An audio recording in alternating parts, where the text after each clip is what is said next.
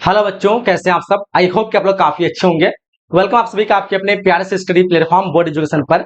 प्यारे बच्चों, आज हम लोग जो सॉल्यूशन करने वाले हैं इंटरमीडिएट एग्जामिनेशन 2025 यानी हिस्ट्री का क्वेश्चन पेपर है। आज हम लोग इसको पूरी तरह से सॉल्यूशन करेंगे और बिल्कुल आप लोग को देखना है कितने क्वेश्चन आप लोग सही कर पा रहे हैं। और आप लोग सोच रहे हैं तो एग्जाम को डेट आया नहीं तो क्वेश्चन पेपर कहाँ से आ गया। तो ये क्वेश्चन पेपर जो काफी अनुभवी टीचर के द्वारा बनाया गया है और बिल्कुल चांस है कि आपको यही सारे क्वेश्चन आपके एग्जाम में देखने को मिलेंगे। ठीक है, और आपने अगर यहाँ पे पूरे के पूरे 100% अगर सारे क्वेश्चन को सोल्यूशन कर लिया अच्छी तरह से, तो मैं गारंटी कहता हूँ आप भी अपने एग्जाम में पूरा 100% स्कोर कर पाएंगे, वो भी हिस्ट्री सब्जेक्ट में। ठीक है, तो बिल्कुल आप लोग को ध्यान से देखना है, सारे क्वेश्चन को अच्छी तरह से आप लोग को समझना है और देखना है किस प्रकार के क्वेश्चन आपके एग्जाम में सेलेक्ट होने वाले हैं 2025 के एग्जाम में। ठीक है, क्योंकि स्पेशली 2025 के लिए डिजाइन किया गया है। चलिए तो हम लोग स्टार्ट करते हैं। बाकी आप लोग को पता होगा 100 क्वेश्चन दिए रहेंगे, 30 आपके 2 मार्क्स वाले सब्जेक्टिव रहेंगे और 8 जो रहेंगे आपके 5 मार्क्स वाले सब्जेक्ट रहेंगे। बाकी अलग अलग बोर्ड में तो आपका अलग अलग पैटर्न है, एनसीईआरटी बेस पे सारे बोर्ड के लिए इंपोर्टेंट हो सकता है। चलिए तुम लोग स्पेशली बिहार बोर्ड के लिए डिजाइन किया गया। चलो स्टार्ट करते हैं। पहला नंबर क्वेश्चन ध्यान दीजिएगा, पूछ रखा हम लोग को गौतम बुद्ध का जन्म जो है कब हुआ था। आप सभी को पता होना चाहिए गौतम बुद्ध, कई बार हम लोग ने पढ़ रखा है जो 463 ईसा पूर्व में जो है गौतम बुद्ध की जो है पैदाइश होती है, जन्म होती है। कहाँ पे होती है? नेपाल में कपिल वस्तु जगह है, कपिल वस्तु के लुम्बिनी में होती है। ठीक है, नेपाल में कपिल वस्तु जगह है, कपिल वस्तु के लुम्बिनी में होती है गौतम बुद्ध का जन्म। कब? 463 ईसा पूर्व में। और इसको ज्ञान की प्राप्ति होती है बौद्ध वृक्ष के नीचे में। ठीक है, याद रहेगा। बाकी 540 को जो है महावीर स्वामी की पैदाइश होती है। ठीक है, तो याद रखेंगे, महावीर स्वामी पूछे तो 540, गौतम बुद्ध पूछे तो 463, याद रहेगा। चलिए तो आगे बढ़ते हैं हम लोग। बाकी जो बच्चे आप लोग कोर्स वगैरह में एडमिशन नहीं लिया अभी तक, आप लोग को फटाफट से एडमिशन लेना है। काफी डिस्काउंट दिया रही है, ऑल सब्जेक्ट की पूरी तैयारी कराई जाएगी, नोट्स, पीडीएफ और स्टडी मटेरियल हर एक चीज आपको दिया गया। ऑल सब्जेक्ट की पूरे साल एग्जाम तक तैयारी कराया जाएगा। तो आप लोग एडमिशन ले लीजिएगा, नंबर आपके स्क्रीन पर दिख रहा होगा या फिर board education application play store से डाउनलोड कर लीजिएगा। ठीक है, चलो क्वेश्चन नंबर दूसरा कर रहे हैं हम लोग को, महावीर स्वामी की माता का नाम पूछ रखा है। तो महावीर स्वामी की माता का नाम आप सभी को पता होना चाहिए, त्रिशिला थी। क्या नाम थे? त्रिशिला। आंसर इस क्वेश्चन का ए पे हम लोग को करेक्ट करना है। आगे देखिएगा, भारत में मुगल साम्राज्य की स्थापना जो है कब हुई थी? मुगल साम्राज्य की स्थापना पूछ रखा है, काफी शानदार प्रश्न है, आप सभी को पता होना चाहिए। 1526 को जो है मुगल साम्राज्य की स्थापना होती है। ऑप्शन हम लोग को सी पे लगाना है। 1526 जब बाबर और इब्राहिम लोदी के बीच में युद्ध होती है, इब्राहिम लोदी की हार होती है, बाबर की जीत होती है। और बाबर कौन से वंश से थे? मुगल वंश से थे। और बाबर ने एक नया वंश की स्थापना करते हैं, मुगल वंश भारत में। ठीक है, कब? 1526। ऑप्शन सी पे राइट करना है। आगे देखिएगा, पानीपत का द्वितीय युद्ध कब होता है? देखो आपको पानीपत का द्वितीय पूछे तो 1556 लगा देना है। प्रथम 1526, दूसरा 1556। 1542 को हुमायूं और शेरशाह के बीच में एक युद्ध होती है। 1542 को हुमायूं और शेरशाह के बीच में युद्ध होती है। हुमायूं जो कि बाबर का बेटा होता है, बाबर कौन? मुगल वंश की जो स्थापना करते हैं 1526 में। और फिर 1526 का 30 तक रहते बाबर, 30 में मृत्यु जाती है बाबर की, उसके बाद उसका बेटा रहता है। लेकिन 1542 को जो शेरशाह सूरी उसके बेटा को हरा देता है और ये निकल जाता है सत्ता से। ठीक है, अब क्या होता है, शेरशाह सूरी जो है आ जाते हैं। उसके बाद ये जो है दर बदर भटकता रहता है। फिर अकबर की पैदाइश होती है और अकबर के पैदाइश होने के बाद 1542 में क्या होता है कि 1556 को जो है दोबारा युद्ध होती है पानीपत में, दूसरा पानीपत का युद्ध 1556। और फिर दोबारा जो है मुगल वंश की स्थापना हो पाती है पानीपत के दूसरा युद्ध में। पहला युद्ध में तो बाबर ने किया था, लेकिन क्या कहते हैं बाबर का बेटा हुमायूं आया, हुमायूं क्या किया कि लगभग चलाया, फिर 1542 में उसको हरा दिया गया। फिर अकबर का जन्म होता है 1542 में और फिर उसका बेटा जो 1556 को, यानी हुमायूं का बेटा अकबर 1556 को जो युद्ध करते हैं और युद्ध करने के बाद जीत जाते हैं। कह रहा हम लोग को, अच्छा वो युद्ध किसके बीच होता है? अकबर और हुमायूं के बीच होता है। 1526 में जब पानीपत का दूसरा युद्ध होता है अकबर और हुमायूं के बीच में। चलो क्वेश्चन 5 करा है, मुगल काल में सिंचाई का साधन क्या था? तालाब, कुआं, नहर, ये सारे जो है सिंचाई के साधन थे। सो आंसर हम लोग को डी पे करेक्ट करना है। ठीक है, अगला क्वेश्चन देखिएगा, अगला क्वेश्चन हम लोग को पूछा जा रखा है कि बाबर द्वारा कौन सा ग्रंथ लिखा गया है? बोलो कि बाबर द्वारा जो लिखा गया, यहाँ पे आपको बाबरनामा लगा देना है। ऑप्शन बी, बाबर जो है बाबरनामा लिखे। ठीक है, जहांगीर जो है वो जहांगीरनामा लिखे हैं। अगर आप पूछे जहांगीर तो जहांगीरनामा। हुमायूं जो है हुमायूं नामा जो है वो लिखे हैं गुलबदन बेगम, जो कि हुमायूं की बहन थी, अकबर की फूफी थी। ठीक है, अकबरनामा जो लिखे हैं वो अबुल फजल लिखे, अबुल फजल अकबरनामा। हुमायूंनामा गुलबदन बेगम यानी हुमायूं की बहन। और बाबरनामा बाबर खुद लिखे, जहांगीरनामा जहांगीर खुद लिखे। चलिए अगला क्वेश्चन देखिएगा, अगला क्वेश्चन हम लोग को पूछ रखा है, विजयनगर साम्राज्य से संबंधित वंश कौन सा है? चलो फटाफट से बताओ, विजयनगर साम्राज्य से संबंधित इनमें से वंश जो है संगम वंश बोलोगे बिल्कुल है, क्योंकि संगम वंश ने ही जो है विजयनगर साम्राज्य की स्थापना की थी। उसके जो दो भाई थे संगम वंश से, हरिहर और बुक्का, इन्होंने ही जो विजयनगर साम्राज्य की स्थापना की थी। तो संगम वंश हो जाएगा। तुलु वंश भी है। तुलु वंश के जो महान शासक कृष्णदेव राय थे, कृष्णदेव राय जो है महान शासक की दर्जा दी गई है। सबसे ज्यादा जो महानतम के शासक माने जाते हैं वो कृष्णदेव राय को। वो कौन से वंश से? तुलु वंश से। संगम वंश, तुलु वंश भी जाएगा, सुलु वंश भी होगा। यानी ये सारे जो वंश है वो विजयनगर साम्राज्य से संबंधित है। तो आंसर हम लोग को डी पे करेक्ट करना है। विजयनगर की स्थानीय क्या कहते हैं कि मातृ देवी कौन थी?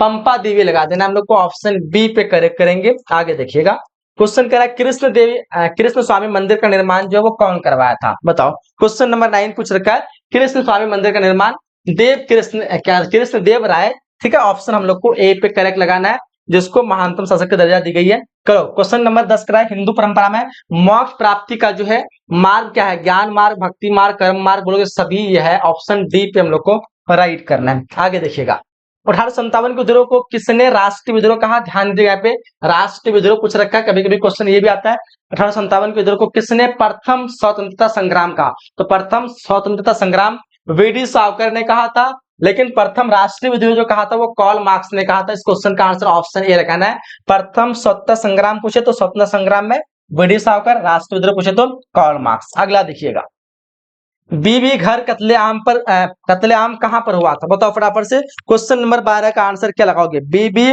जो है घर कत्लेआम कानपुर में हुआ था। कहां पे हुआ था जी? कानपुर में। आंसर हम लोग को बी पे करेक्ट करना है। आगे देखिएगा, आगे क्वेश्चन कर रहा है हम लोग को, सुएज नहर व्यापार हो तो कब खोली गई थी? बताओ। क्वेश्चन नंबर 13 का आंसर क्या लगाओगे? सुएज नहर व्यापार हो तो 1869 को खोली गई थी। ठीक है, कब खोली गई थी? 1869 को खोली गई थी। ठीक है, सुएज नहर जो जोड़ता है लाल सागर को भूमध्य सागर से, किसको जोड़ता है? लाल सागर को भू मध्य सागर से, याद रहेगा। कभी कभी आपको हिंद महासागर भी रहता है, तो लाल सागर का ही भाग, मतलब हिंद महासागर का ही भाग है लाल सागर। तो कभी कभी आपको लाल सागर ना देकर के हिंद महासागर रहेगा ऑप्शन में, कि सुएज नहर जो है किसको किससे जोड़ती है, तो आपको लगाना है हिंद महासागर को भूमध्य महासागर से, या फिर भूमध्य महासागर को लाल सागर से। ठीक है, कभी लाल करेगा हिंद भी रहेगा, तो आप लोग कंफ्यूज नहीं होना। आगे देखो, आगे क्वेश्चन कर रहा है हम लोग को, 7 द्वीपों का नगर सबको पता होना चाहिए, बंबई को 7 द्वीपों का नगर कहा जाता है। आंसर ए पे करेक्ट करना है। आगे देखिएगा, अखिल भारतीय स्तर पर पहली जनगणना कब हुई थी? पहली जनगणना 1872 को हुई थी।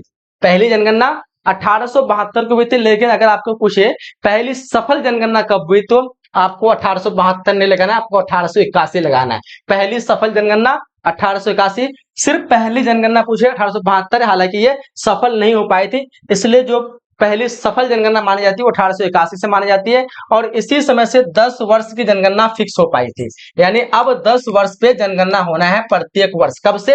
1881 से फिक्स की गई थी। और तब से जो 1881, 1891, उसके बाद 1901, 1911, 1921, इस तरह करते करते 2001, 2011 और 2021 को होने वाली थी, बट लॉकडाउन की वजह से नहीं हो पाई। तो 1881 से प्रत्येक 10 वर्ष पे जनगणना फिक्स की गई थी। चलिए आगे देखिएगा, अगला क्वेश्चन कह रहा है, करो या मरो का नारा सबको पता होना चाहिए, हमारे महात्मा गांधी जी ने दिए थे।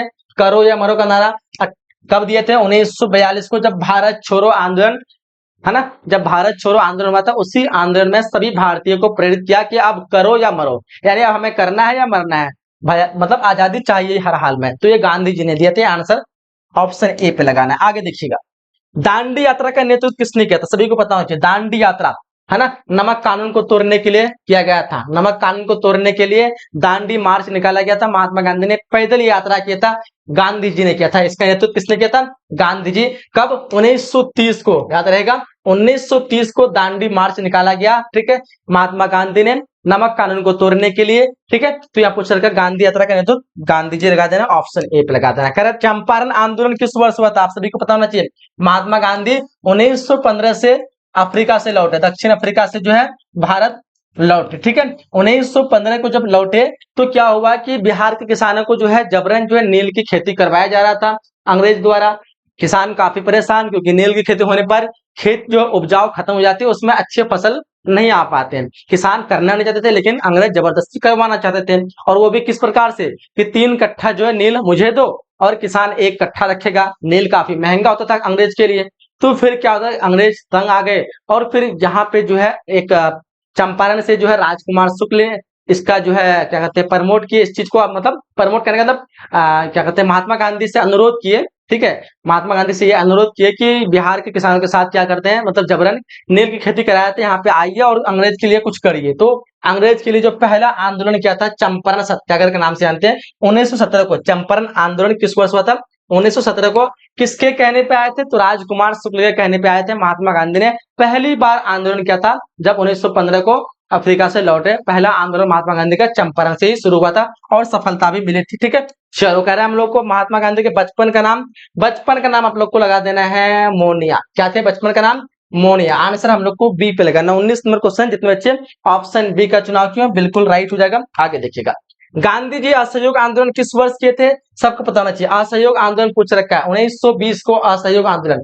ठीक है, महात्मा गांधी कुछ प्रमुख आंदोलन आप लोग को याद रखना है। 1920 को असहयोग, 1930 को सविनय अवज्ञा आंदोलन, 1942 को भारत छोड़ो आंदोलन, 1922 को असहयोग आंदोलन समाप्त हुआ था, 1919 को खिलाफत आंदोलन हुआ था, 1917 को जो है क्या हुआ था बताओ? 1917 को हुआ था चंपारण सत्याग्रह। 17 को चंपारण सत्याग्रह, 19 को खिलाफत आंदोलन, 20 को असहयोग, 30 को क्या कहते हैं आपका सविनय अवज्ञा आंदोलन, और 42 को भारत छोड़ो आंदोलन, और 22 को क्या हुआ था? चौरा-चौरी हत्याकांड हुआ था और क्या कहते हैं असहयोग आंदोलन को रद्द करना पड़ा, खत्म करना पड़ा। ठीक है, चलो इतनी सारी चीजें आप लोग को याद रखना है। आगे देखो, धम्म महामंत्र को किसने नियुक्त किया था? धम्म महामंत्र को अशोक ने नियुक्त किया था।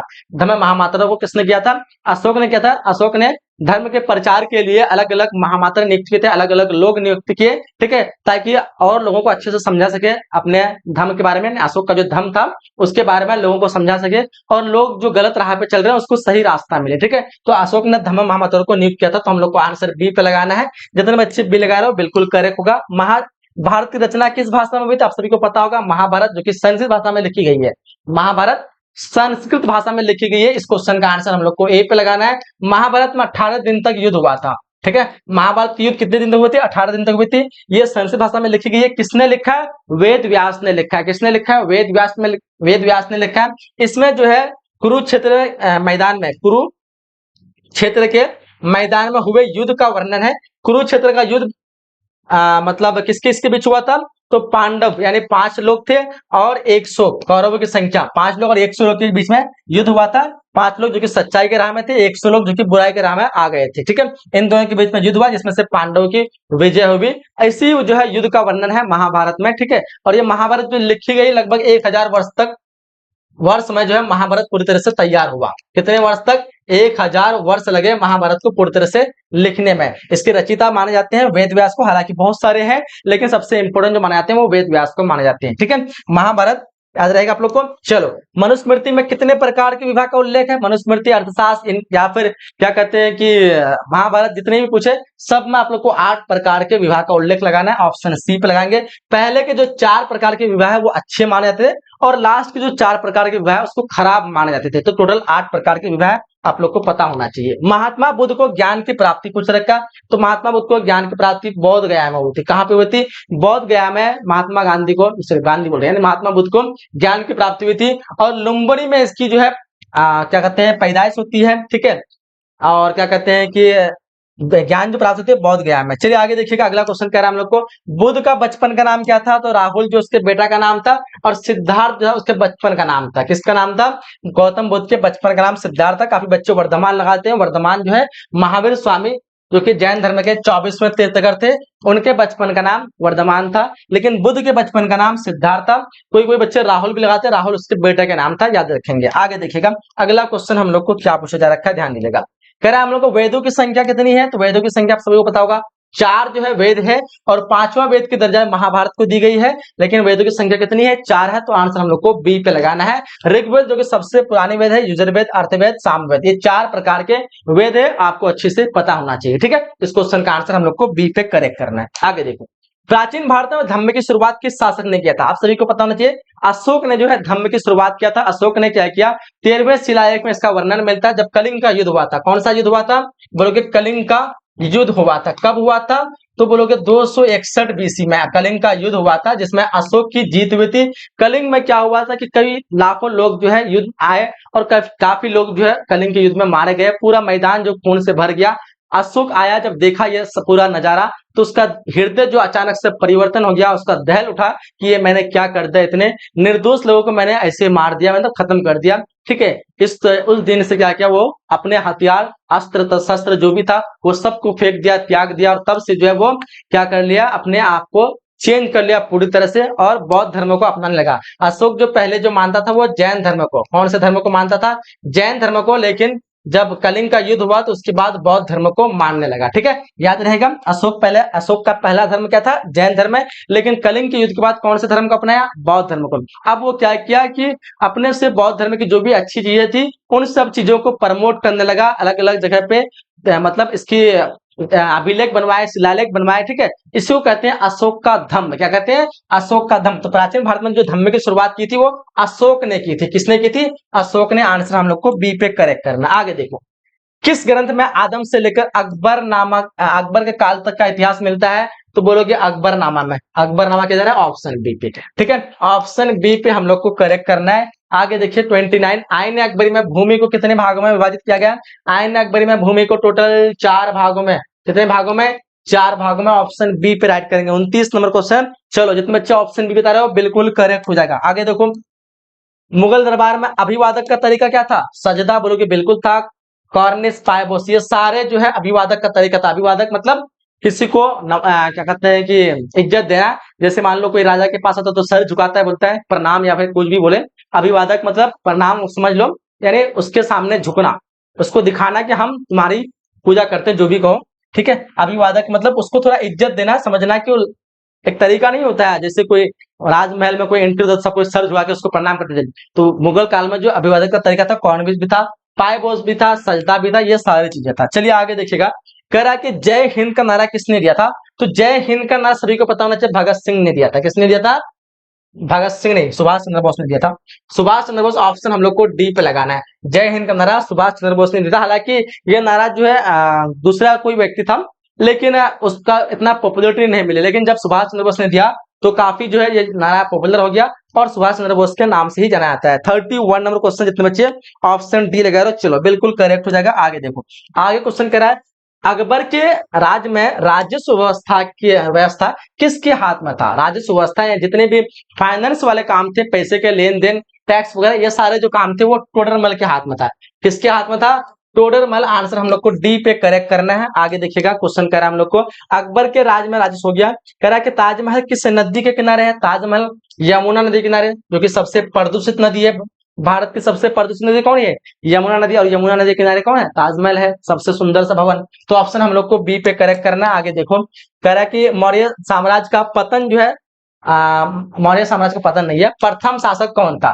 तो प्रथम शासक आप सभी को पता होना चाहिए, जो धनानंद थे, वो नंद वंश का अंतिम शासक था, उसी को हराया था चंद्रगुप्त मौर्य, और नया वंश की स्थापना किया था, मौर्य वंश। तो मौर्य वंश का प्रथम हो जाएगा चंद्रगुप्त मौर्य। कब किया था, अकॉर्डिंग टू एनसीईआरटी 321 बीसी। ठीक है, कहीं कहीं 322 भी मिलता है, बट 321 आप लोग को याद रखना है। आगे देखो, भारतीय पुरातत्व का पिता किसे कहा जाता है, सभी को पता होना चाहिए, जो अलेक्जेंडर कनिंघम है, इसको भारतीय पुरातत्व का पिता कहते हैं। पुरातत्व मतलब जो पृथ्वी के अंदर से कोई भी सामग्री निकालते हैं, और सामग्री निकाल करके हम लोग इतिहास की जानकारी प्राप्त करते हैं, उसको पुरातत्व कहते हैं। तो भारतीय पुरातत्व का पिता जो कहा जाता है अलेक्जेंडर कनिंघम। जितने बच्चे ऑप्शन बी बता रहे हो 35 का बिल्कुल एब्सोल्युटली करेक्ट हो जाएगा। आगे देखते हैं, ईस्ट इंडिया कंपनी को बंगाल की दीवानी जो है किसने प्रदान की, बताओ। सिराजुद्दीन, क्या कहते हैं, सिराजुद्दौला, या फिर सुजाउद्दौला, शाह आलम द्वितीय, Mir Qasim. East India Company जिसकी स्थापना 1600 ईस्वी को हुई थी, ये एक ब्रिटिश कंपनी थी, भारत आया था और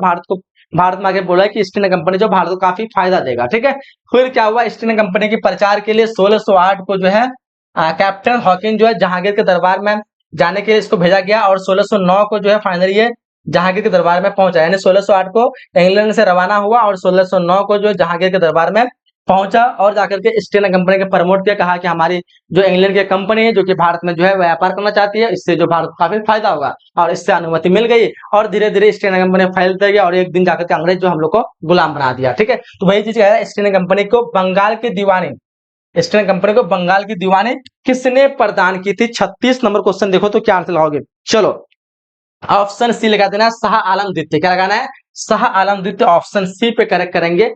मजमउल बहरीन जो है किसकी रचना है? मजमउल बहरीन 37 नंबर क्वेश्चन देखो फटाफट से। मजमउल बहरीन जो है दारा सिखो की रचना है। किसकी है? दारा सिखो, ऑप्शन सी पे करेक्ट करेंगे। आगे देखिए, लिंगायत आंदोलन का प्रादुर्भाव जो है वो कहाँ हुआ था? लिंगायत आंदोलन 38 नंबर क्वेश्चन देखिए फटाफट से, क्या लगाओगे? लिंगायत आंदोलन का प्रादुर्भाव जो है कर्नाटक में हुआ था। कहाँ पे हुआ था? कर्नाटक, आंसर बी पे करेक्ट करेंगे। आगे देखिएगा, इब्न बतूता कितने वर्षों तक भारत में रहा था? टोटल 13 वर्ष, 13 वर्ष नहीं 14 वर्ष लगा दो, ऑप्शन सी पे करेक्ट करेंगे। ठीक है, आगे देखिएगा, अगला क्वेश्चन कराएंगे, लॉटरी कमेटी का गठन जो कब हुआ था? लॉटरी कमेटी 1825 को हुआ था। कब हुआ था? 1825 को लॉटरी कमेटी, ऑप्शन सी पे करेक्ट करेंगे। 1942 में कौन सा आंदोलन हुआ था? भारत छोड़ो आंदोलन। कौन सा हुआ था? भारत छोड़ो, ऑप्शन डी पे करेक्ट करेंगे। ठीक है, महात्मा गांधी का लास्ट आंदोलन था, इसमें दिया था करो या मरो का नारा। सुभाष चंद्र बोस भारतीय राष्ट्रीय कांग्रेस के अध्यक्ष कब बने थे? भारतीय राष्ट्रीय कांग्रेस की स्थापना 1885 को। इसकी स्थापना किसने किया था? तो ए.ओ. ह्यूम ने किया था। किसने किया था? ए.ओ. ह्यूम ने इसकी स्थापना किया था। प्रथम अध्यक्ष के थे वैमा चंद्र बनर्जी, प्रथम महिला अध्यक्ष एनी बेसेंट। और सुभाष चंद्र बोस जो कब अध्यक्ष बने थे? तो वो 1938 एवं 1939 दोनों में। ठीक है, ऑप्शन सी लगाएंगे। 42 नंबर क्वेश्चन, जितने बच्चे ऑप्शन सी लगा रहे हो, चलो बिल्कुल एब्सोल्युटली करेक्ट हो जाएगा। इसके अध्यक्ष अभी कौन है? तो मल्लिकार्जुन खड़गे, अभी करंट में 2024 में। चलो कह रहे हैं हम लोग को, काला कानून जो है किसे कहा गया? तो काला कानून रॉलेट एक्ट को कहा गया है। रॉलेट एक्ट को काला कानून कहा गया, याद रखेंगे। 1919 को ये कानून लाया गया था अंग्रेज द्वारा। अंग्रेज ने क्या किया? कहा कि अगर भारतीय कोई भी व्यक्ति पे संदेश होता है कि ये कुछ गलत किया होगा, संदेह के आधार पर उसको गिरफ्तार कर लो। ठीक है, इस तरह के कानून लाया गया था, और इस तरह से सारे इंडियन को क्या कर रहे थे? अंग्रेज गिरफ्तार करके जेल में भर्ती करते जा रहे थे। ठीक है, इसको कहा गया काला कानून। इसके खिलाफ जो है जालियांवाला बाग में क्या किया? एक मीटिंग रखा गया, जहां पे अंग्रेज ने सारे जो है इंडियन को मार दिया वहां पे, जलियांवाला बाग हत्याकांड, जो कि 13 अप्रैल 1919 को हुआ था। ये 1919 को काला कानून लगाया, इसी के विरुद्ध जलियांवाला बाग में भारतीय लोग बैठे इसके क्या कहते हैं कि प्लान को, मतलब ये कानून को तोड़ने के लिए। लेकिन क्या किया? अंग्रेज ने जाकर के जलियांवाला बाग में हत्याकांड और सारे लोगों को मार दिया, कई हजारों लोग जो है वहां पे मारे गए। ठीक है, तो याद रहेगा, काला कानून भी 1919, जलियांवाला बाग हत्याकांड 1919। 1939 में फॉरवर्ड ब्लॉक की स्थापना जो है किसने की थी? फॉरवर्ड ब्लॉक की स्थापना सुभाष चंद्र बोस ने की थी। किसने की थी? सुभाष चंद्र बोस, आंसर डी पे करेक्ट करेंगे। आगे देखो, कैबिनेट मिशन किस वर्ष भारत आया था? ये आया था आपका 1946। कब आया था? 45 में क्वेश्चन का लगाएंगे, ऑप्शन सी। 1946 को भारत आया था, और कहा था कि भारत की क्या मांग है, उसकी मांग को पूरी की जाएगी। ठीक है, और फिर भारत ने कहा कि अब कोई मांग नहीं, सिर्फ आजादी चाहिए, कुछ नहीं चाहिए। मुस्लिम लीग द्वारा जो है मुक्ति दिवस कब मनाया था? बताओ, मुस्लिम लीग द्वारा मुक्ति दिवस, तो बोलोगे मुक्ति दिवस जो मनाए थे लोग 22 दिसंबर 1939 को, ऑप्शन डी पे करेक्ट करेंगे। आगे देखिएगा, क्वेश्चन कह रहा है भारत का विभाजन ब्रिटिश शासक की किस योजना का परिणाम है? बताओ फटाफट से। 47 नंबर क्वेश्चन का आप लोग क्या लगाओगे? भारत का विभाजन ब्रिटिश शासक की जो है माउंटबेटन योजना। कौन सी योजना? माउंटबेटन योजना, ऑप्शन ए पे करेक्ट करेंगे। आगे देखिएगा, कह रहा है तो सीधी कार्रवाई की धमकी मुस्लिम लीग ने दी थी। सीधी कार्रवाई की धमकी किसने दी थी? मुस्लिम लीग। मुस्लिम लीग की स्थापना कब हुई थी? तो बोलोगे 1906 को मुस्लिम लीग की स्थापना हुई थी। ऑप्शन यहाँ पे फिलहाल बी पे करेक्ट करना है। स्वतंत्र भारत का प्रथम गवर्नर जनरल कौन था? स्वतंत्र भारत का प्रथम पूछे तो आपको लॉर्ड माउंटबेटन पे करेक्ट करना है। अगर प्रथम भारतीय पूछे तो सिराज गोपालचारी, याद रहेगा। प्रथम सिर्फ पूछे तो लॉर्ड माउंटबेटन, प्रथम भारतीय पूछे तो सिराज गोपालचारी, राजेंद्र प्रसाद प्रथम राष्ट्रपति थे। ठीक है, चलिए आगे देखिएगा, क्वेश्चन कह रहे हैं हम लोग को भारतीय संविधान सभा के अध्यक्ष कौन थे? तो अध्यक्ष जो थे वो राजेंद्र प्रसाद थे। ठीक है, अध्यक्ष राजेंद्र प्रसाद, अस्थायी अध्यक्ष सच्चिदानंद सिंह, और प्रारूप समिति अध्यक्ष भीमराव अम्बेडकर। प्रारूप समिति अध्यक्ष भीमराव अम्बेडकर, और अध्यक्ष पूछे तो डायरेक्ट राजेंद्र प्रसाद, अगर अस्थायी पूछे तो सच्चिदानंद सिंह। चलिए आगे देखिएगा, अगला क्वेश्चन कह रहा है हम लोग को, वल्लभाचार्य का जन्म जो है वो कहाँ पे हुआ था? वल्लभाचार्य का जन्म वाराणसी में हुआ था। कहाँ पे हुआ था? वाराणसी। 51 नंबर क्वेश्चन का आंसर ऑप्शन सी पे हम लोग को राइट करना। ठीक है, चलिए जी आगे देखते हैं। अगला क्वेश्चन पूछ रखा हम लोग को, क्वेश्चन 52 कह रहा है, निजामुद्दीन औलिया की दरगाह कहाँ पे? आप सभी को पता होना चाहिए। निजामुद्दीन औलिया अगर पूछे आप लोग को तो दिल्ली लगाना है। आंसर है दरगाह से रिलेटेड 3-4 क्वेश्चन बनता है, जैसे ख्वाजा मोइनुद्दीन चिश्ती की दरगाह अजमेर में है, और सलीम चिश्ती की दरगाह फतेहपुर सिकरी में है, जो कि फतेहपुर सिकरी कहाँ पे? आगरा में है। अगर कभी आपको आगरा रहेगा या फिर फतेहपुर सिकरी, तो फतेहपुर सिकरी लगाना है। किताबुर रहला में किसका यात्रा वृत्तांत मिलता है? तो सभी को बताना चाहिए। किताबुर रहला में जो है आपको, किताबुर रहला में अल बैरूनी इब्न बतूता की यात्रा जो है वृत्तांत मिलता है। ऑप्शन सी लगाना है। ये जो किताबुर रहला है वो अरबी भाषा में लिखी गई है। कौन सी भाषा में लिखी गई है? अरबी भाषा में लिखी गई, जो कि इब्न बतूता के बारे में लिखी गई है। इब्न बतूता का पूरा विवरण दिया गया है। इब्न बतूता कहाँ का था? ये मोरक्को का था, जो कि भारत आया था। ठीक है, किताबुल हिंद और तहकीक हिंद में जो है अल बरूनी की यात्रा के बारे में मिलती है। चलिए आगे देखिएगा, कह रहा मध्ययुगीन यात्रियों का सरताज किसे कहा जाता है? ये इब्न बतूता, बर्नियर, मार्को, बताओ 54 नंबर क्वेश्चन का आप लोग क्या लगाओगे? मध्ययुगीन यात्रियों का सरताज मार्को पोलो को कहा जाता है। आंसर बी पे करेक्ट करो। आगे देखो, इब्न बतूता किस शासक के शासन काल में आया था? ये आया था मोहम्मद बिन तुगलक के शासन काल में। किसके शासन काल में? मोहम्मद बिन तुगलक। ऑप्शन हम लोग को ए पे करेक्ट करेंगे। फ्रांसिस बुकानन कौन था? फ्रांसिस बुकानन एक सर्वेक्षक था। फ्रांसिस बुकानन कौन था? एक सर्वेक्षक था। 56 का आंसर हम लोग को ऑप्शन डी पे राइट करना है। आगे देखिएगा, रैयतवाड़ी व्यवस्था में भूमि का स्वामी कौन था? भूमि का मालिक जो था वो किसान होता है। जो रैयतवाड़ी व्यवस्था लागू किया था, जिसमें जो भूमि का जो मालिकाना जो हक दिया गया वो किसान को दिया गया था। तो आंसर हम लोग को सी पे करेक्ट करेंगे। सिद्धू और कन्हू जो है किसका नेतृत्व किया था? सिद्धू और कन्हू आपको पता होना चाहिए। सिद्धू कन्हू दोनों भाई थे, जो कि संथाल विद्रोह का नेतृत्व किया था। संथाल विद्रोह जो शुरू किया था। ठीक है, तो आंसर हम लोग को ए पे करेक्ट करेंगे। संथाल विद्रोह कब हुआ था? तो 1855 से 56। कब हुआ था? 55 से 56 को संथाल विद्रोह हुआ था। इसके प्रमुख नेता कौन थे? सिद्धू और कन्हू। तो ये विद्रोह क्यों हुआ था? क्योंकि अंग्रेज ने संथाल के साथ जो है टैक्स मांग रहे थे, उसके जमीन पर कब्जा कर रहे थे। संथाल की पूर्वजों की जमीन थी, जिसका नाम था दमिन एकू, जो कि भूमि का एक टुकड़ा था। आपको कभी कभी ऑब्जेक्टिव ये भी पूछा था कि दमिन एकू क्या था? तो दमिन एकू एक भूभाग है, क्योंकि संथाल लोग की थी। उसी के लिए जो है अंग्रेज युद्ध कर रहे, मतलब मांग रहे थे संथाल से। संथाल कहा कि मेरी पूर्वजों की जमीन है, क्यों दें? ठीक है, या टैक्स मांग रहे थे, टैक्स भी नहीं देने को तैयार थे। इस वजह से क्या किया दिया कि जबरदस्ती ले रहे थे, जबरदस्ती कर रहे थे, तो संथाल ने विद्रोह कर दिया। हालांकि संथाल लोग की हार हो गई और दोनों सिद्धू और कन्हू को फांसी में लगा दिया, क्योंकि इन लोग के पास तो कोई सेना वगैरह था नहीं। ये सब तीर कमान वाले सेना, अंग्रेज के पास हथियार, आधुनिक बम, गोली, सब एक ही बारे में उड़ा देगा सबको। तो इस तरह से संथाल की हार हो गई थी, उसको दोनों भाई को फांसी लगा दिया था। फिर हम लोग को रानी लक्ष्मीबाई को जो है और किस नाम से जाने जाते हैं? मनोक भी जानते हैं, छबीली भी नाम से जानते हैं, मर्णकानिका, यानी ये सारे नाम से जानते हैं। आंसर हम लोग को डी पे करेक्ट करना है। आगे देखिएगा, व्यापकता के सिद्धांत का संबंध जो वो किससे है? तो व्यापकता का सिद्धांत आप सबको बताना चाहिए, वो डलहौजी है ना। ऑप्शन बी पे करेक्ट करेंगे, जिसको हम लोग कहते हैं हड़प नीति। क्वेश्चन नंबर 60 का क्या लगाना है? ऑप्शन बी डलहौजी व्यापकता सिद्धांत या फिर हड़प नीति। अच्छा, ये है क्या व्यापकता सिद्धांत? एक्चुअली जब कोई राजा या फिर बादशाह होता था, उसका कोई बेटा या उत्तराधिकारी कोई भी नहीं होता था, तो अंग्रेज ने, यानी अंग्रेज कौन? डलहौजी ने एक कानून लेके आया कि अगर कोई भी नहीं होगा तो उसका शासन जो वो अंग्रेज के पास आ जाएगा। अब वो शासन अंग्रेज चलाएगा। ठीक है, जिसको कहते हैं व्यापकता का सिद्धांत। चलिए आगे देखिए, इसको हड़प नीति भी कहते हैं, यानी हड़प लेना किसी के राजगद्दी को।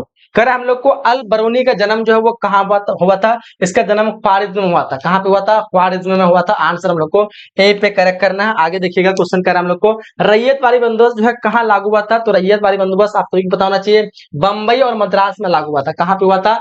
बंबई और मद्रास। आंसर डी पे करेक्ट करेंगे। 62 नंबर क्वेश्चन क्लियर। आगे देखिएगा, आगे क्वेश्चन कर रहा है हम लोग को महलवाड़ी बंदोबस्त कहाँ लागू हुआ था?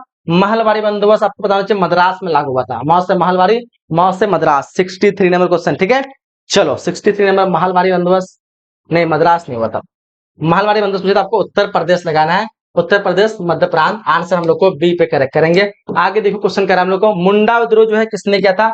मुंडा विद्रोह बिरसा मुंडा ने किया था। किसने किया था? बिरसा मुंडा। आंसर हम लोग को ए पे लगाना है। 64 नंबर क्वेश्चन क्लियर। चलिए आगे देखिए, अगला क्वेश्चन 65, फोर्ट विलियम कहाँ स्थापित किया गया था? फोर्ट विलियम एक अंग्रेज का एक किला था, जो कि कलकत्ता में स्थापित किया गया था। फोर्ट विलियम, जहाँ पे अंग्रेज लोग रहते थे और कलकत्ता से शासन करते थे। अंग्रेज कहाँ से शासन करते थे? अंग्रेज कलकत्ता से शासन करते थे, याद रहेगा। चलो ऑप्शन बी पे करेक्ट करना है। कलर सर्वे ऑफ इंडिया, अच्छा, भारत की राजधानी पहले कलकत्ता थी, कलकत्ता से स्थान हुआ था 1911 को। ठीक है, उसके बाद जो है दिल्ली से शासन करना शुरू किया अंग्रेज। ठीक है, पहले कलकत्ता से करते थे। चलिए आगे देखिएगा, आगे कर हम लोग को question number 66, survey of India का गठन जो है किया गया था, वो कब किया गया था? 66 नंबर क्वेश्चन देखिएगा। चलो बताओ, सर्वे ऑफ इंडिया का गठन जो 1767 लगा देना है। आंसर ए पे करेक्ट करेंगे। आगे देखिएगा, क्वेश्चन कह रहा है हम लोग को संविधान सभा में कुल कितने सदस्य थे? टोटल जो है 389 सदस्य थे। आंसर हम लोग को डी पे राइट करेंगे। 67 का क्या लगा देना है? 67 का ऑप्शन डी जितने होता है। चलो बिल्कुल एब्सोल्युटली करेक्ट हो जाएगा। क्वेश्चन कह रहा है हम लोग तलवंडी किसका जन्म स्थान था? तलवंडी जो है ये हो जाएगा गुरु नानक का। तलवंडी गुरु नानक। आंसर बी पे करेक्ट करेंगे। आगे देखिए, कह रहा है भारत का अंतिम मुगल शासक कौन था? आपसे पता होगा। प्रथम जो था बाबर था, जो कि 1526 में मुगल वंश की स्थापना किया था। और इसका जो अंतिम रहा वो बहादुर शाह जफर रहा। कौन रहा? बहादुर शाह जफर, जो कि 1857 के युद्ध में जो इसको कैद कर लिया और रंगून भेज दिया गया। कहाँ भेज दिया गया? रंगून, जो कि बर्मा में है, ठीक है, रंगून भेज दिया। वहीं पे 1862 में इसकी मृत्यु हो गई थी। और बहादुर शाह जफर के एक बेटा है ना और एक पोता, दोनों को जो अंग्रेज क्या कर दिया, गोली मार के दोनों को हत्या कर दिया। दोनों को क्या कर दिया? दोनों को हत्या कर दिया, जिस वजह से बहादुर शाह जफर का वंश खत्म हो गया। और बहादुर शाह जफर को रंगून जब भेज दिया 1862 में, वहां इसकी मृत्यु हो गई। और इस तरह से क्या हो गया? मुगल वंश का अंत हो गया। आगे देखो, महात्मा गांधी का जन्म जो है कब हुआ था? तो महात्मा गांधी का जन्म पूछेगा आपको 1862 को, 1869, सभी को बताना चाहिए 1869, 2 अक्टूबर 1869 को। कब? 2 अक्टूबर 1869 को महात्मा गांधी का जन्म हुआ था। ऑप्शन सी पे करेक्ट करेंगे। जजिया जो है, जजिया किससे लिया था? जजिया जो है जिम्मियों से लिया था। जिम्मी जो कि गैर मुसलमान होते थे। ऑप्शन हम लोग को डी पे करेक्ट करना है। आगे देखिए, करें हम लोग को, दिल्ली जो है किस नदी के, जजिया के बारे में आपको पता होगा। जजिया जो है अकबर ने हटा दिया था 1579 को। कब हटाया था? 1579 को पूरी तरह से हटा दिया था। पहली बार अकबर ने 1564 को जजिया का हटाया था, लेकिन दोबारा जो है 1500 में भी 75 को, है ना, 75 को दोबारा लागू कर दिया था। फिर 1579 को फाइनली हटा दिया था। चलो आगे देखिए, कह रहे हैं हम लोग को, दिल्ली जो है किस नदी किनारे से, दिल्ली आप सबको पता होगा यमुना नदी किनारे स्थित है। कौन सी नदी? यमुना। ऑप्शन बी पे करेक्ट करेंगे। कबीर जो शिष्य थे वो किसके थे? कबीर। कबीर पता होगा सभी को, रामानंद के शिष्य थे, रामानुज। या फिर बताओ 73 नंबर क्वेश्चन क्या लगाओगे? 73 नंबर क्वेश्चन का कबीर का जो रामानंद लगा देना, आंसर सी पे करेक्ट करना है। आगे देखिएगा, अगला क्वेश्चन कर रहा है हम लोग को, भारत में रेलवे की शुरुआत सबको बताना चाहिए। रेलवे की शुरुआत जो हुई थी वो 1853 को हुई थी भारत में, ठीक है। विश्व में 1825 को, विश्व में 1825 को याद रहेगा। पूरे विश्व में 1825 को कहाँ पे? लंदन में। कहाँ पे?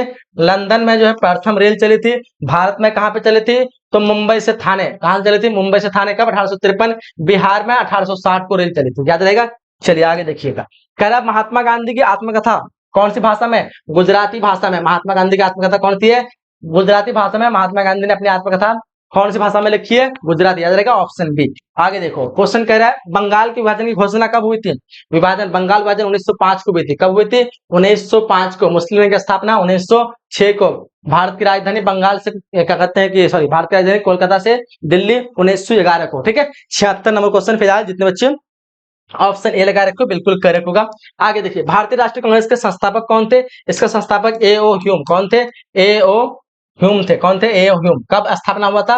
1885 को भारतीय राष्ट्रीय कांग्रेस का स्थापना हुआ था। किसने किया था? ए.ओ. ह्यूम। प्रथम अध्यक्ष डब्ल्यू.सी. बनर्जी। कौन थे? डब्ल्यू.सी. बनर्जी प्रथम अध्यक्ष थे। प्रथम महिला अध्यक्ष एनी बेसेंट। प्रथम महिला अध्यक्ष एनी बेसेंट, याद रहेगा।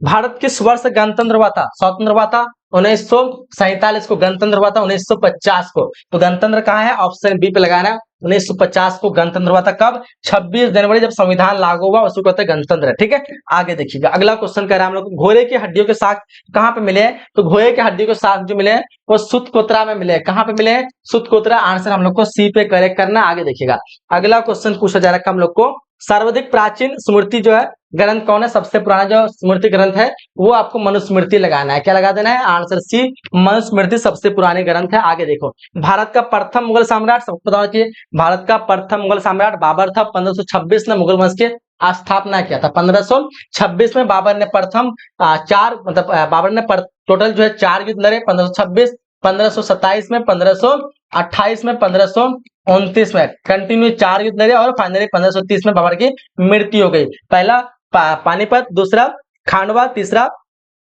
चंदेरी और चौथा जो है घाघरा, ठीक है। इस प्रकार से 4 युद्ध लड़े। पंखा चली घर में, इसका ट्रिक है, याद रखना है, पंखा चली घर में। चलिए आगे देखिएगा, अगला क्वेश्चन करा हम लोग को, अकबर निम्नलिखित में से किस पर अधिकार नहीं कर सका? अकबर जो है वो मेवाड़ पर अधिकार नहीं कर सका, लेकिन मेवाड़ के जो राजधानी थी चित्तौड़, ठीक है। तो अक्सर जो राजा जो मतलब कहाँ पे शासन, मतलब गद्दी जमाता है तो चित्तौड़ पे, है ना। अगर आपको किस राज्य बोलता है तो मेवाड़ एक राज्य था, तो मेवाड़ राज्य पे नहीं कर सका था, लेकिन मेवाड़ पे कहाँ कब्जा करेगा कोई भी शासक? तो उसकी राजधानी पे। तो मेवाड़ की राजधानी हुआ करती थी चित्तौड़। तो चित्तौड़ पे लगाना है, क्योंकि यहाँ पे दोनों ऑप्शन दिया, हालांकि दोनों ऑप्शन नहीं देना चाहिए था। यहाँ पे दोनों में से एक देना चाहिए। तो यहाँ पे आपको दोनों में से एक चुनेगा तो सबसे बेस्ट आपका जो चित्तौड़ निकलेगा, ऑप्शन डी लगाना है। ठीक है, मेवाड़ क्या थी, राज थी, तो मेवाड़ राज पे अगर पूछता है यहाँ पे किस राज पर अधिकार नहीं कर सका तो मेवाड़ लगाना था। लेकिन यहाँ पे राज नहीं पूछा, सिर्फ किस पर बोला, तो राज तो उसकी राज की राजधानी पे करता, कोई भी शासन करता है राज की राजधानी पे, तो उसको चित्तौड़ पे वो नहीं कर सका था। आंसर डी पे करेक्ट करेंगे। कर हम लोग को दीने इलाही किससे संबंधित है, दीने इलाही अकबर से हो जाएगा, हम लोग को आंसर बी पे करेक्ट करना है। किस पे, किससे हो जाएगा, अकबर। चलिए आगे देखिएगा, तुजुक ए बाबरी जो है के लेखक कौन है, तुजुक ए बाबरी के लेखक बताओ। 84 नंबर क्वेश्चन का आंसर क्या लगाओगे। चलिए, तुजुक ए बाबरी, बाबर खुद है, ऑप्शन ए पे करेक्ट करेंगे। आलमगीर के नाम से कौन सा मुगल क्या कहते हैं बादशाह जाना जाता है, आलमगीर के नाम से, तो आपसे भी पता होना चाहिए। औरंगजेब जो है आलमगीर के नाम से जाना जाता है, ऑप्शन सी पे करेक्ट करेंगे। आगे देखो, कह रहा है कि मुगल शासक मुगल प्रशासन में जिले को किस नाम से जाना जाता है, तो जिले को सूबा, सूबा के नाम से है ना, या सरकार, सरकार होना चाहिए, ऑप्शन सी। 86 नंबर क्वेश्चन में क्या लगाना है, 86 का ऑप्शन हम लोग को सी पे लगाना है, सरकार के नाम से जाना जाता है जिले को। आगे देखिएगा, आगे क्वेश्चन क्या हम लोग को, हम्पी को यूनेस्को द्वारा विश्व पुरातत्व धरोहर जो है स्थल स्थापित किया गया था, विश्व पुरातत्व स्थल वो 1986 को, कब, 1986 याद रखेंगे। 87 नंबर क्वेश्चन का, चलो ऑप्शन डी पे करेक्ट करेंगे। आगे देखो, तेनालीराम का संबंध किससे है, तेनालीराम का विजयनगर साम्राज्य से, किससे है, विजयनगर साम्राज्य से। आंसर हम लोग को ए पे लगाना। 88 नंबर क्वेश्चन का, चलो जितने बच्चे ऑप्शन ए बता रहे हो बिल्कुल करेक्ट हो जाएगा। आगे देखते हैं, अगला क्वेश्चन पूछ रखा हम लोग को, हरियर एवं बुक्का ने कब विजयनगर साम्राज्य की स्थापना की, सबको पता होगा 1336 को। कब, 1336। दोनों कौन से वंश थे, ये दोनों संगम वंश थे। किस वंश थे, संगम, दोनों भाई थे। चलिए आगे देखिए, कह रहा नानक, नानक का जन्म जो है वो कहाँ पे हुआ था, गुरु नानक का जन्म तलवंडी में हुआ था। कहाँ पे हुआ था, तलवंडी, ऑप्शन डी पे करेक्ट करेंगे।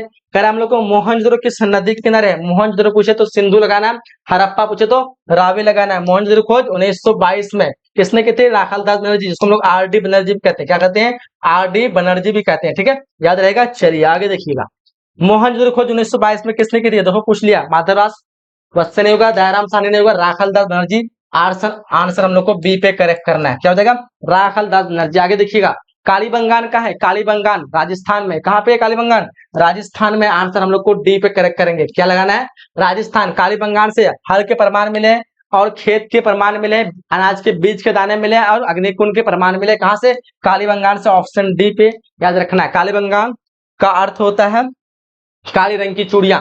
कह रहा है कि सिंधु सभ्यता में गोदी जो है, गोदी पारा होना चाहिए, गोदी पारा, वो कहां से मिला है, लोथल से। गोदी पारा का मतलब होता है बंदरगाह, या फिर क्या कहते हैं जहाज जहां पे रुकता है उसको बंदरगाह कहते हैं, या फिर गोदी पारा कहते हैं, लोथल से मिला है। आंसर डी पे करेक्ट करेंगे। लोथल से ही युगल सावधान के अवशेष मिले, यानी सती प्रथा के साक्ष्य मिले हैं। लोथल से ही मन के बनाने वाले कारखाना मिले हैं। ठीक है, तो ये सब चीज आप लोग को याद रखना है।